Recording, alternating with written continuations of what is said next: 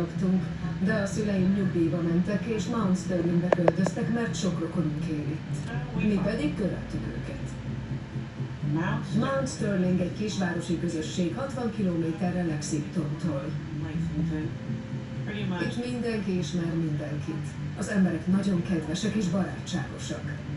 A saját kis világunkban élünk itt. Anyukám egész családja Kentuckyban él. A nagyszüleim, a nénikéim és a bácsikáim. Sona olyan, mintha a lányom lenne. Igaz, hogy már felnőtt volt, de szerettem volna, ha jól megy a sora. Sonának nagyon sok van. És közel laknak egymáshoz. Ha végigmegyünk az utcán, mindegyik házban valamelyik rokonunk lakik. A gyerekek a házak között szaladgálnak, majd bekopognak valakihez és édességet kérnek.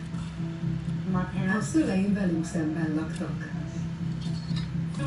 Jó volt, hogy egymás közelében vagyunk, és sok időt töltöttünk egymással. Nekem még medencém is volt. Sokszor grilleztünk az udvaron. Dave-vel sokat nevetgéltünk, viccelődtünk. Az ő családja nem volt ilyen összetartó. Neki is tetszett, hogy nagy a családunk. Anyukám akkor ismerte meg Dave-et, amikor 2 éves voltam. Mindig 2 apukám volt, és szerencsésnek éreztem magam. Dave felnevelt, és ő volt az, aki mindig ott volt, ha jót vagy rosszat csináltam. És ezért hálás vagyok.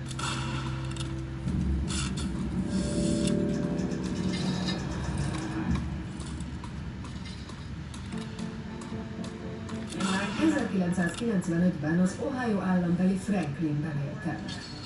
A Warren megyei értelmi fogyatékosügyi tanácsnál dolgoztam buszsofőrként. Az ügyfeleket szállítottam a munkába és haza, hogy dolgozni tudjak. David az otthonban dolgozott. Daviddel már az első munkanapján megismerkedtem.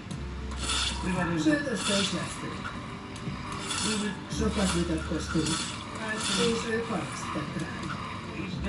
Nekem minden nap el kellett szállítanom egy magatartás zavaros diákot, akinek ő volt a kísérője.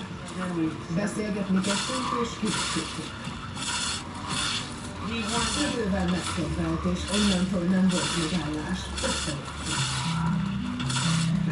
Randizni kezdtünk, majd idővel oda költözött hozzám, és a lányomhoz Haley. Az egyik első emlékem Dave-ről, hogy 3-asban elutaztunk Tennessee-be. Gatlinburg tanultunk. Egyik reggel felébredtünk, és megkérdezte, hogy összeházasodunk? Mondtam, hogy aha, persze. De egyiküknek sem volt alkalmi ruhája. Rövid nadrágban voltunk, rajtam egy sörös korszos póló volt.